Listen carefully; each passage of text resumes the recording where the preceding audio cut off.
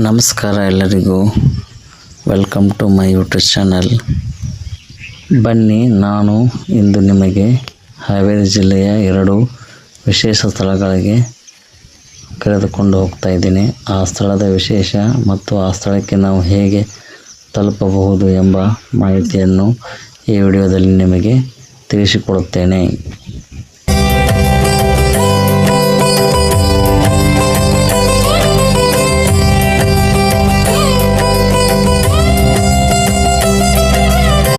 ಮೊದಲಿಗೆ ನಾವು ಗಳಗನಾಥೇಶ್ವರ ದೇವಸ್ಥಾನ ಬಗ್ಗೆ ತಿಳಿದುಕೊಳ್ಳೋಣ. ಕರ್ನಾಟಕದಲ್ಲಿ ಗಳಗನಾಥ ಹೆಸರಿನಲ್ಲಿ 2 ಪ್ರಸಿದ್ಧ ಐತಿಹಾಸಿಕ ದೇವಾಲಯಗಳಿವೆ. ಒಂದು ಬಾಗಲಕೋಟೆ ಜಿಲ್ಲೆಯ ಪಟ್ಟದಕಲ್ಲಿನ ಗಳಗನಾಥ ದೇವಾಲಯ, ಮತ್ತೊಂದು ಹಾವೇರಿ ಜಿಲ್ಲೆಯ ಹಾವೇರಿ ತಾಲೂಕಿನ ಗಳಗೇಶ್ವರ ದೇವಸ್ಥಾನ. ಗಳಗೇಶ್ವರ ದೇವಾಲಯವು ಹಾವೇರಿ ಜಿಲ್ಲೆ ಹಾವೇರಿ ತಾಲೂಕಿನ ಗಳಗನಾಥ ಗ್ರಾಮದಲ್ಲಿದೆ. ಈ ದೇವಾಲಯವು ತುಂಗಭದ್ರಾ ಮತ್ತು ವರದಾ ನದಿಗಳ ಸಂಗಮಿಸುವ ಸುಂದರ ಸ್ಥಳದಲ್ಲಿದೆ. ಈ ದೇವಾಲಯವನ್ನು 11ನೇ ಶತಮಾನದ ಅಂತ್ಯದಲ್ಲಿ ಕಲ್ಯಾಣದ ಚಾಲುಕ್ಯರ ಕಾಲದಲ್ಲಿ ನಿರ್ಮಿಸಲಾಯಿತು. ನಂತರ ಬಂದ ಹೊಯ್ಸಳರು ಕೂಡ ದೇವಾಲಯದ ಜೀರ್ಣೋದ್ಧಾರ ಮತ್ತು ನಿರ್ಮಾಣಕ್ಕೆ ಕೊಡುಗೆ ನೀಡಿದ್ದಾರೆ. ಈ ದೇವಾಲಯ ಶಿವನಿಗೆ ಸಮರ್ಪಿತವಾದ ಅತ್ಯಂತ ಅಪರೂಪದ ನಕ್ಷತ್ರಾಕಾರದ ನೆಲವಿನ್ಯಾಸವನ್ನು, ಅಂದರೆ ಸ್ಟಾರ್ ಶೇಪ್ಡ್ ಪ್ಲಾನ್ ಅನ್ನು ಹೊಂದಿದೆ. ಪ್ರಸಿದ್ಧ ಕನ್ನಡ ಕಾದಂಬರಿಕಾರರಾದ ಶ್ರೀ ವೆಂಕಟೇಶ್ ತ್ರಿವಿಕ್ರಮ್ ಭಟ್ ಅವರು ತಮ್ಮ ಸಾಹಿತ್ಯ ಕೃಷಿಗಾಗಿ ಗಳಗನಾಥ ಎಂಬ ಕಾವ್ಯನಾಮವನ್ನು ಪಡೆದಿದ್ದು ಇದೇ ಸ್ಥಳದಿಂದ.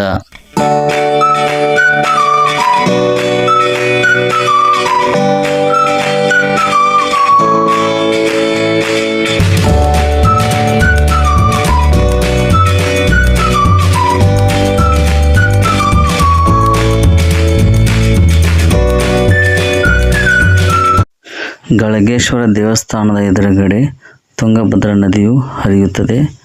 ಈ ತುಂಗಭದ್ರಾ ನದಿಯ ಸ್ವಲ್ಪ ಮುಂದಗಡೆ ಹೋದರೆ ಅಲ್ಲಿ ಮುಂದೆ ಕಾಣ್ತಾ ಇದೆಯಲ್ಲ, ಅಲ್ಲೇ ವರದಾ ನದಿಯ ಸಂಗಮವಾಗಿದೆ ತುಂಗಭದ್ರಾ ನದಿಗೆ.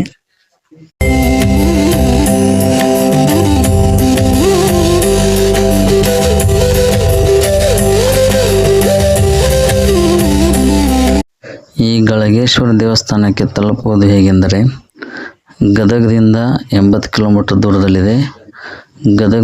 ಗದಗದಿಂದ ಶಿರಹಟ್ಟಿ, ಬೆಳಟ್ಟಿ, ಬೆಳವಗಿ ಅಂತ ಒಂದು ಊರು ಬರ್ತದೆ.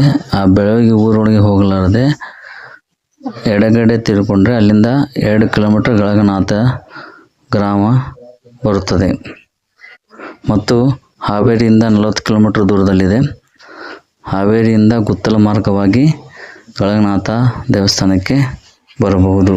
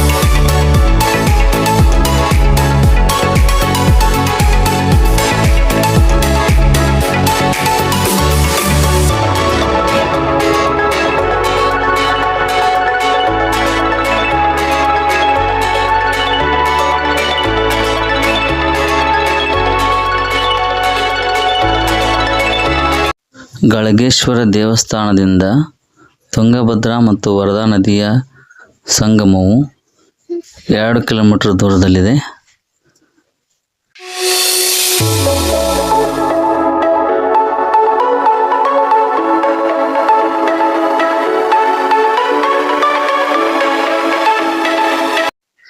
ಈಗ ನಾವಿರುವ ಸ್ಥಳ ತುಂಗಭದ್ರಾ ಮತ್ತು ವರದಾ ನದಿಯ ಸಂಗಮ ಸ್ಥಳವಾಗಿದ್ದು, ಈಗ ನೋಡ್ತಾ ಇರೋದು ವರದಾ ನದಿ. ಇದು ಬಂದು ಆ ಕಡೆ ತುಂಗಭದ್ರಾ ನದಿಗೆ ಸಂಗಮವಾಗುತ್ತದೆ. ಆ ಕಡೆ ಕಾಣ್ತಾ ಇರೋದು ತುಂಗಭದ್ರಾ ನದಿ. ಈ 2 ನದಿಗಳು ಇಲ್ಲಿ ಸಂಗಮವಾಗಿ ವರ್ಧಾ ನದಿ ತುಂಗಭದ್ರಾ ನದಿಗೆ ಕೂಡಿಕೊಂಡು ತುಂಗಭದ್ರೆಯಾಗಿ ಮುಂದೆ ಹರಿಯುತ್ತಾ ಈ ನದಿಯು ಸಾಗುತ್ತದೆ ವಿಜಯನಗರ ಜಿಲ್ಲೆಯಲ್ಲಿ. ಇಲ್ಲಿ ನೋಡಿ friends, Beerappa sir, doctor Rajanna sir ಮತ್ತು ನಾವು ಸೇರಿಕೊಂಡು ಕಾಡು ಹುಣಸೆಯನ್ನು ಹರಿತಾ ಇದ್ದೀವಿ ಮತ್ತು ಆ ಕಾಡು ಹುಣಸೆಯನ್ನು ಸವಿದೆವು. ನೋಡ್ರಿ, ಹರಿತಾ ಇದ್ದೇವೆ. ಹಾಯ್ ಫ್ರೆಂಡ್ಸ್, ನಾವೀಗ ಮಲೆನಾಡು ಹುಣಸೆ ಅಥವಾ ಕಾಡು ಹುಣಸೆಯನ್ನು ತಿಂತಾ ಇದ್ದೇವೆ. ನೋಡ್ರಿ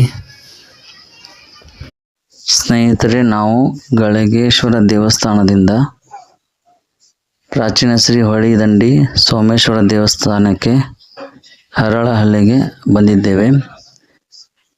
ಈ ದೇವಸ್ಥಾನಕ್ಕೆ ಗಳಗೇಶ್ವರ ದೇವಸ್ಥಾನದಿಂದ ಕೇವಲ 12 ಕಿಲೋಮೀಟರ್ ದೂರದಲ್ಲಿದೆ.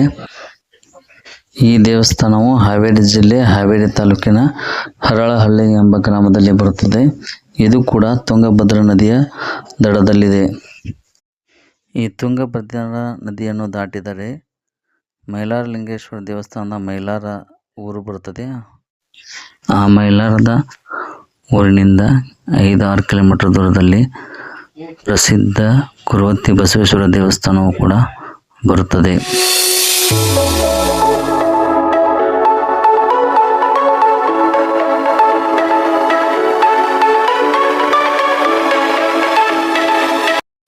ಪ್ರಾಚೀನ ಹೊಳಿದಂಡೆ ಶ್ರೀ ಸೋಮೇಶ್ವರ ದೇವಾಲಯವು ಕಲ್ಯಾಣ ಚಾಲುಕ್ಯರ ಕಾಲದ ಪ್ರಸಿದ್ಧ ಐತಿಹಾಸಿಕ ಮತ್ತು ವಾಸ್ತುಶಿಲ್ಪದ ಅದ್ಭುತ ದೇವಾಲಯವಿದೆ. ಇದನ್ನು ಸುಂದರವಾದ ತ್ರಿಕೂಟ ಶೈಲಿಯಲ್ಲಿ ನಿರ್ಮಿಸಲಾಗಿದೆ. ಈ ದೇವಾಲಯವು ತ್ರಿಕೂಟಾಲಯ ಅಂದರೆ 3 ಪ್ರತ್ಯೇಕ ಗರ್ಭಗುಡಿಗಳನ್ನು ಹೊಂದಿದ್ದು ಪ್ರತಿಯೊಂದರಲ್ಲಿ ಸುಂದರವಾದ ಶಿವಲಿಂಗಗಳಿವೆ. ಈ ಹೊಳೆದಂಡಿ ಶ್ರೀ ಸೋಮೇಶ್ವರ ದೇವಾಲಯವು ಧಾರ್ಮಿಕ ದಂತಿ ಇಲಾಖೆಗೆ ಒಳಪಟ್ಟಿದೆ.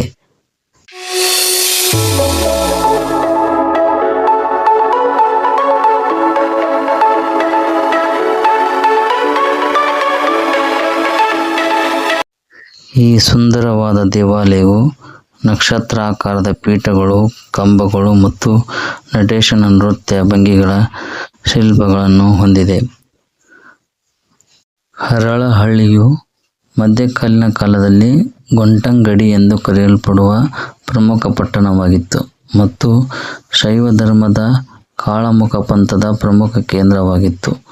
ಇಲ್ಲಿ ದೊರೆತ ಶಾಸನಗಳಲ್ಲಿ ಈ ಸ್ಥಳವನ್ನು ವಿಕ್ರಮಪುರ ಎಂದು ಉಲ್ಲೇಖಿಸಲಾಗಿದೆ.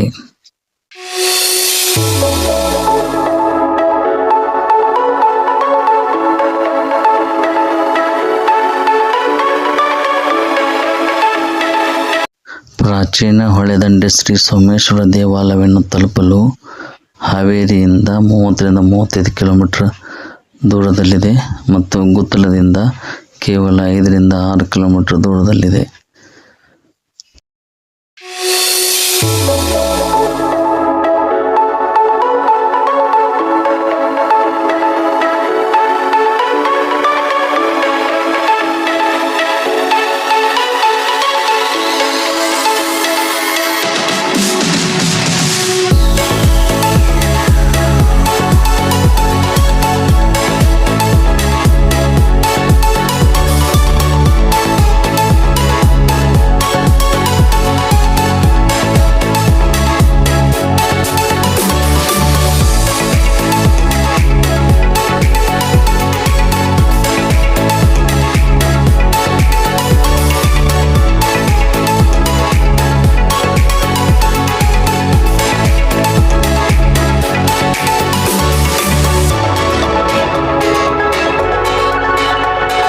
ಈಗ ನಿಮಗೆ ಕಾಣ್ತಾ ಇರೋದು ತುಂಗಭದ್ರಾ ನದಿ.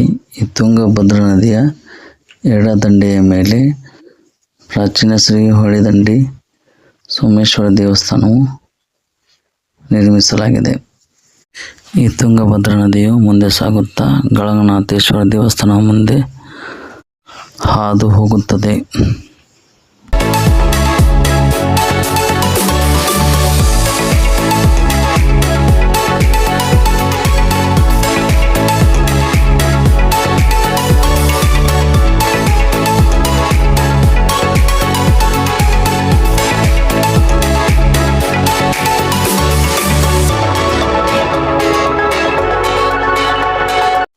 ಈ ವಿಡಿಯೋದ ಮಾಹಿತಿ ನಿಮಗೆ ಇಷ್ಟವಾಗಿದ್ದರೆ ನಮ್ಮ ಚಾನಲನ್ನು ಸಬ್ಸ್ಕ್ರೈಬ್ ಮಾಡಿ, ಶೇರ್ ಮಾಡಿ, ಕಮೆಂಟ್ ಮಾಡಿ, ಲೈಕ್ ಮಾಡಿ.